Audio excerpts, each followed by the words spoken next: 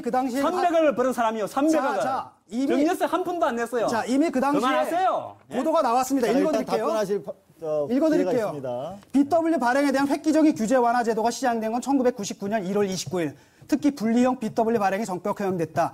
이 같은 분리형 BW 허용과 맞물려서 1999년 한 해 반짝 유행을 탔던 게 바로 만기 40년씩 할인식 3호 BW다. 거기 있는 겁니다. 자, 건강원이, 자, 예? 건강원이 인정하세요. 건강을 이 정도 갖다가 됐으면. 피해서 이렇게 하는 사람들에 대해서 아니, 지금 2000년 5월 자료를 29일 제공하고 증거를 안철수가 제시하라는 빗자루질을 식으로 거부하면 어떻게 합니까? 행사하기 전에 건강원이 벌써 문제가 있다고 기자, 이거 법적인 좀 조치를 안 되는데. 취하겠다고 발표했어요. 사실을 잠깐만요. 얘기를 하고 증거를 제시해도 듣지 않으면 어쩔 아니, 그건 건데 당신이 어떻게 갖고 온 토론하는 말도 안 얘기입니까? 되는 이야기고 말도 내가 안 여기 되는 있는 이야기 안철수가 기사가 유학에 나와 있는 증거 한번 있잖아요, 보실래요? 이거 한번 보실래요?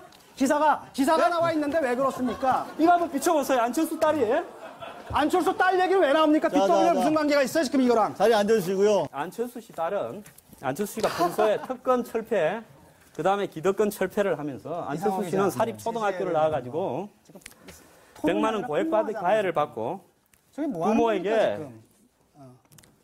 땅과 토지, 딱지 아파트를 세습받고 그리고 그 딸을 미국의 강남 8학군 팔로알토, 시애틀의 벨뷰에 보내서 초호화 유학 생활을 했습니다. 이런 사람이 젊은 청년들에게 가서 힐링을 이야기하고 치유를 이야기해서는 안 된다고 보고 있습니다.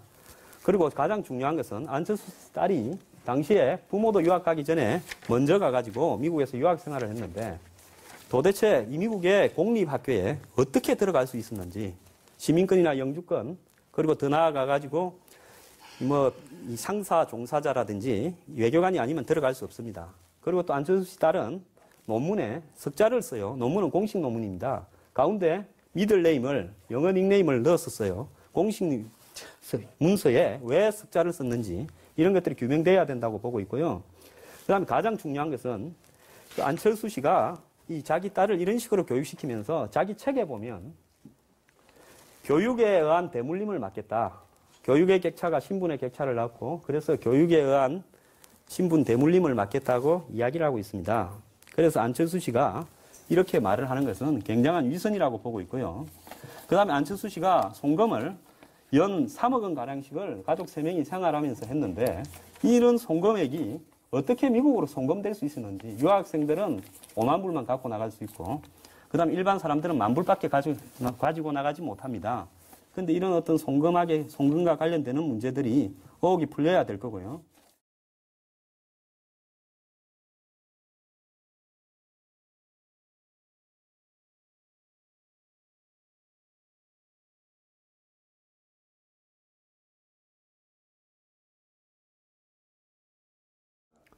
안철수 씨는 그 문재인 후보와의 그 단일화 합의 이후 본인의 지지도가 떨어지자 이 본인이 원하는 방법으로 단일화를 하기 위해서 노력하다 받아들여지지 않자 11월 23일 일방적으로 사퇴를 했습니다.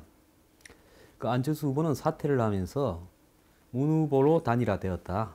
백이 종군한다라는 말만 하고 그 다음에 새로운 정치를 이야기했을 뿐입니다. 이 안철수 후보의 사태는 굉장히 석연찮은 것으로 받아들여졌고 그래서 이후에 온갖 설들이 난무했는데 안철수 후보는 사퇴 이후에 열흘 동안 잠적을 했습니다. 그 안철수 후보는 잠적을 하는 동안에 문재인 후보 측은 접촉하지 않고 손학규 씨를 곧바로 만났었고 그 이후에 열흘 만에 나타나서 하는 말이 다시 11월 23일 사퇴했을 때와 똑같은 백이종군 발언을 했습니다. 이 과정에서 안철수 씨는 이념이 다르다. 영혼을 팔지 않았다. 지금도 여야가 구시대적인 정치를 하고 있고 선거 행태를 그렇게 가고 있다라고 여야 양당을 싸잡아서 비판을 한 바 있습니다. 이런 안철수 씨의 행태들은 도대체 그 단일화를 왜 했는지, 그 다음에 무엇을 요구하고 있는지, 국민들에게 어떠한 메시지를 던지고 있는지 혼돈스럽게 만들었습니다. 그래서 이후에 안철수 씨의 이 정치적 행보가 어떻게 될 건지 굉장히 의문이었습니다. 많은 분들은 안철수 씨가 사퇴하기 전에 야권 후보 두 사람이 단일화하기만 하면 새누리당 박근혜 후보를 지지도에서 훨씬 능가해서 야권이 대선 승리가 확실할 것처럼 이야기를 했습니다. 실제로 당시에 후보 단일화를 가정한 많은 여론조사들이 그렇게 결과가 나왔습니다. 그런데 지난달 23일 안철수 씨가 사퇴하고 난 이후에 실제로 벌어진 일은 박근혜 후보가 2, 3%, 3, 4% 정도 사실상 단일화가 된 문재인 후보를 여론에서 앞서기 시작했습니다. 이때 또 언론들은 안철수 후보가 적극적으로 문재인 후보를 돕기 시작하면 초박빙이거나 역전될 수 있다라고 다들 이야기했습니다. 여러 우여곡절을 거쳐서 12월 6일 안철수 후보의 문재인 후보 전적 지원 발표가 나오고 7일 부산, 8일 강화문, 9일 수도권, 10일 호남을 지금 나흘 이상 지원을 한 상황에서 안철수 후보의 지원 효과는 영향은 있었지만은 사태를 바꿀 정도가 못 된다라고 결론이 나오고 있습니다. 결국 처음에 있었던 지지도 2, 3, 4, 5%의 지지 격차가 지금도 여전히 4, 5% 지지 격차로 그대로 유지되고 있는 것입니다. 그러면 왜 언론과 많은 국민들이 생각했던 안철수 후보가 이번 대선 판도를 결정적으로 바꿀 변수라고 생각했던 것들이 지켜지지 않고 있는가라는 부분에서 여러 가지 의문이 있습니다. 이것은 안철수 후보가 어떠한 사심도 없이 본인이 이야기하는 그야말로 새 정치를 위해서 헌신적으로 단일화하는 모양을 갖추지 않았기 때문에 나타나는 일이라고 생각합니다. 국민들은 안철수 후보가 사퇴를 하고 단일화 협상을 하고 또 사퇴 이후에 지원을 하는 과정에서 많은 염증을 느꼈습니다. 안철수 후보는 1년이 넘는 기간 동안 본인의 출마 여부를 국민에게 묻고 또 출마 선언을 한 뒤에는 단일화 여부를 국민에게 물었고 그 다음에 사퇴한 이후에는 그 지원 여부를 또 국민들에게 공을 던졌습니다. 이분은 자기가 결정해야 될 중요한 사안들을 국민이 결정하라고 미루고는 정작 중요한 의사결정은 본인의 일방적으로 했습니다. 이분은 문재인 씨를 지원하고 나선 이후에도 한 번도 유세차에 올라가서 마이크를 잡고 문재인을 지지한다면서 노랑 목도리를 하지 않았습니다. 처음에는 주황색 목도리를 하다가 나중에는 흰 목도리를 하고 또 선거에 열심히 참여하자라고 우회적인 표현을 썼습니다. 안철수 씨의 이러한 기회주의적인 행동이 야권 단일화의 순수함을 탈색시켜서 오늘날 야권이 단일화가 되었고 안철수 씨가 적극적으로 지원하고 있음에도 불구하고 박근혜 후보의 여론조사에서 4, 5% 이상 뒤지고 있는 이런 결과를 낳은 중요한 원인이라고 볼 수 있습니다. 따라서 안철수 씨의 단일화는 그야말로 새 정치를 가장한 본인의 권력 욕구에서 비롯된 것이지 순수한 의미의 새 정치는 아니라고 생각합니다. 지금까지 안철수 씨가 내세운 새 정치에서 유일하게 남아있는 흔적은 국회의원 숫자를 줄이자는 것입니다.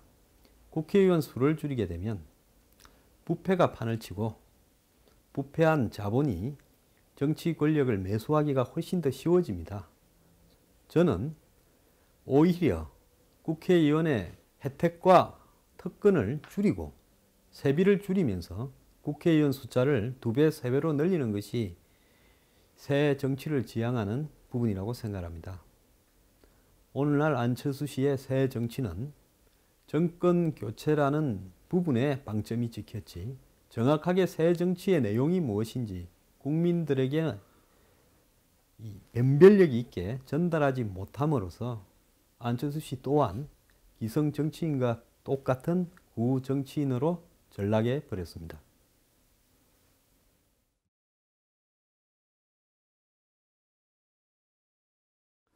안철수 후보는 후보 사퇴 이후 열흘 만에 해단식에 나타나서 백이종군이라는 똑같은 말을 반복했습니다. 이후 야권은 안철수 후보를 설득하고 회유하기 위해서 모든 것을 줄 수 있다라는 식으로 매달리기 시작했습니다.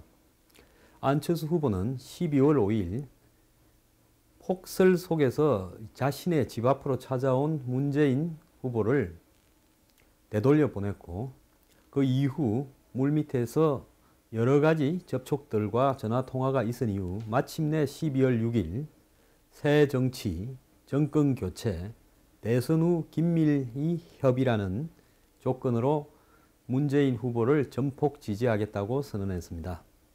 이러한 안철수 후보의 이 갑작스런 입장 선회는 처음부터 문재인 후보를 사퇴할 무렵에 바로 손을 들어주고 왜 지지하지 않았는가 하는 의문을 불러일으켰고 그 가장 큰 이유는 문재인 후보에게서 안철수 후보가 정치적으로 어떤 협상을 얻어내는 비즈니스적인 딜을 한 것이 아닌가 하는 의혹을 불러일으켰습니다. 이후 이런 의혹은 공동내각, 공동정부 구성이라는 국민연대 발표를 통해서 가시화되었고 이 안철수 후보의 문재인 후보 지지는 결국 서로 간의 이면 계약에 의한 지지가 아닌가 하는 한간의 의혹들을 더욱더 심정이 가게 만들었습니다.